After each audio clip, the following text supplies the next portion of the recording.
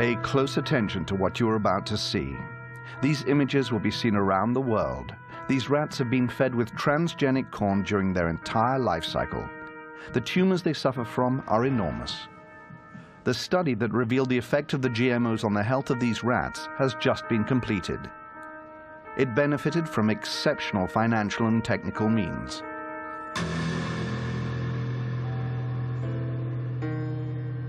We were able to witness the study in its entirety. It lasted for 2 years. Following years of doubt and controversies, will we finally know the truth about GMOs? Would we then be faced with a health crisis of global proportions?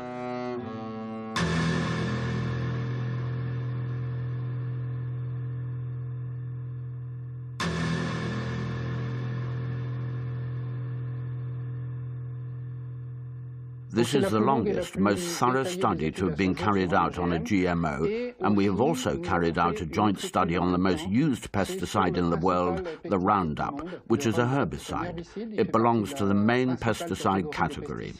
We spent over a year trying to obtain transgenic corn because no GMO manufacturers were willing to provide them.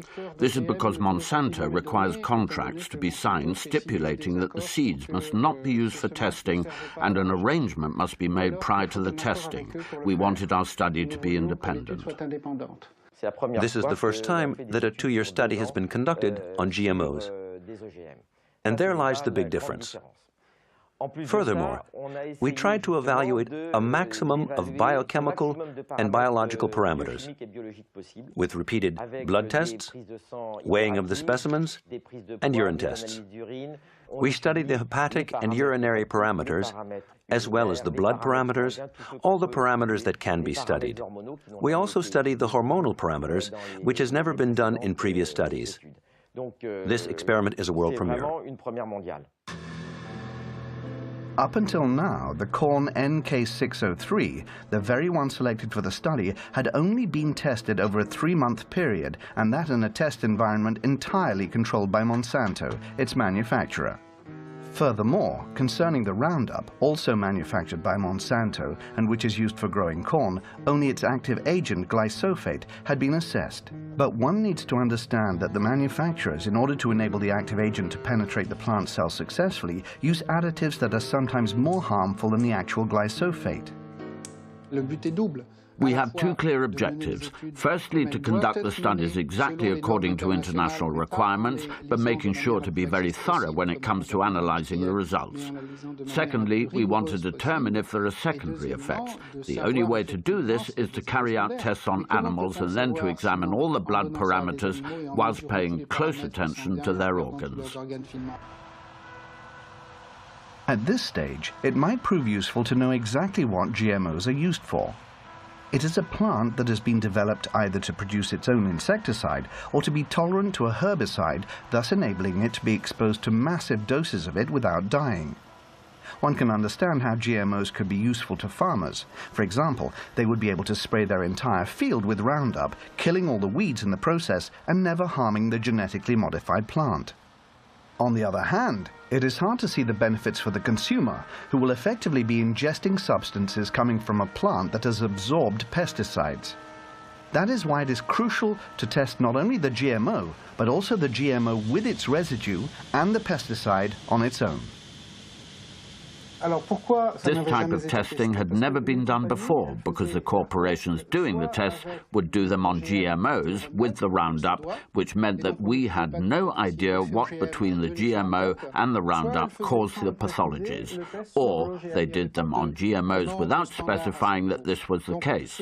So what we decided to do was to address the question, are we dealing with the effects of the GMO or the pesticide?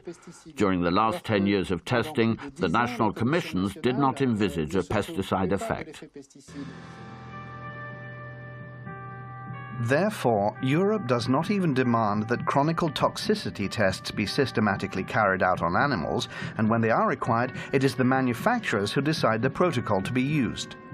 For example, the Amflora potato was only tested on a group of 30 rats, 10 of which were being fed the GMO. The Monsanto corn was tested on 400 rats. 80 of them were fed the transgenic plant, but only 40 of them were then subjected to blood tests. Either way, none of these studies lasted longer than 90 days. What is represented by this figure is that certain groups of rats, male and female, have ingested GMO corn. GMO corn with Roundup residue and Roundup on its own. Every time we go up a level, a rat dies. The limit is 10 due to the number of rats that constitute a group. The dotted line represents the females of the group who die but have a completely normal diet. Only 2 animals die spontaneously after 550 days. On the other hand, every female that has been fed on the GMO with Roundup or Roundup diet has died more frequently than the other rats. Some will challenge the relevance of such results, but what is undeniable is that in the group that has been exposed to the GMOs, there is a 600% increase or 6 times more deaths compared to the control group. As far as medicine or biology is concerned, there is no need for further testing. An important fact is that all the studies carried out on the rats are done over a 3-month period. It so happens that none of the effects are visible until the 4th month. This is fundamental in understanding that studies conducted over a 3-month period are useless. This conclusion is easily understandable. It could be said that their only use is to soothe the consciences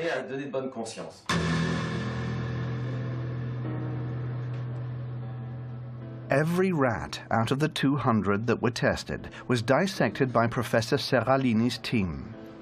They did this to discover exactly what had affected their organs. The purpose behind this was to identify the way each diet, GMO and Roundup on its own, had acted on the metabolism of each animal, focusing on the development rate of the tumors that, and this comes as no surprise, only start to manifest themselves after the initial 3-month period. This figure represents the number of palpable tumors contracted by the animal during the experiment. Here, we can see the rats subjected to GMOs compared to those with a regular diet. As you can see, very few males have contracted tumors. This is due to them being more resistant to the testing process. What these figures show are the large tumors. Each step up represents a large tumor, which can measure 17 millimeters by 17 millimeters. For a rat, these measurements are colossal. It would equate to a tumor of this size if seen on a human being. It is enormous. After having studied these tumors, it can be said that 94% of them take effect in the mammary glands, which would equate to breast cancer in a woman. We are faced with renal tumors for the males, but not only, some males also suffer from mammary tumors. This points towards a hormonal effect that isn't affected by the dosage. 60% of breast cancer cases are caused by hormonal deficiencies. Professor Seralini's study holds one last surprise for us, and this is a major one. Up until now, one could have thought that the main cause of death for the tested rats was coming from the pesticide added to the corn. But what the study highlighted, and this for the first time ever, is the fact that the transgenesis itself could have killed the rats. What this means is that just by interfering with the genome of the plant in order to modify it, we are faced with repercussions that no one could have anticipated. This is enough to make us reconsider all the scientific precepts that led to the creation of GMOs. Roundup had never been tested separately. Whilst conducting cellular studies, we saw that the cells of the liver, embryos, kidneys, placenta and the umbilical cord died much faster, and so we could deduce that there was a toxic effect on the organism. What can be said is that there is an increase in deaths due to GMOs and Roundups. The biggest surprise came when we realized that GMOs without any Roundup residue were responsible for an increase in the death rate of females and of some males. This could be the result of the GMO gene that has been badly assimilated by the plant and that has therefore resulted in a negative effect or due to a secondary metabolical effect. What that means is that we are dealing with a GMO in particular. a modification of a cereal or a GMO corn, with regard to the genes inserted in the corn to make it a GMO corn, can result in different effects. It is not because a certain GMO has a particular effect that other GMOs will have an effect, but some may even have more of an impact. What is alarming, this is the GMO that is being eaten by the Americans, but also the GMO that has been approved for importation by European agencies, including the French ones, and that obviously contaminates our food. Nowadays, only 2 types of GMOs are being produced in a few European countries. One is corn and the other potato. But what about the 27 million tons of transgenic soya that are unloaded each year in European ports? This soya is used to feed our cattle, but it also makes its way into a number of foodstuffs. What we want to achieve with this study is a moratorium. The situation is serious enough and we're not going to eat everything and anything. We imported without knowing what was being imported, and the United States have produced crops without knowing what they were producing. There needs to be more studies of this kind, and GMO manufacturers need to conduct them before commercializing their products. A moratorium on growing GMOs has been approved by most European countries. Now that we know the results of the study conducted by Professor Serralini, could it be time to extend this moratorium to all the GMO used in many of our foods? To establish an undeniable scientific truth, one needs teams, time, and means. Some will say that it takes too much time and that it is too expensive. But had we taken this precaution, could we not have avoided recent sanitary scandals?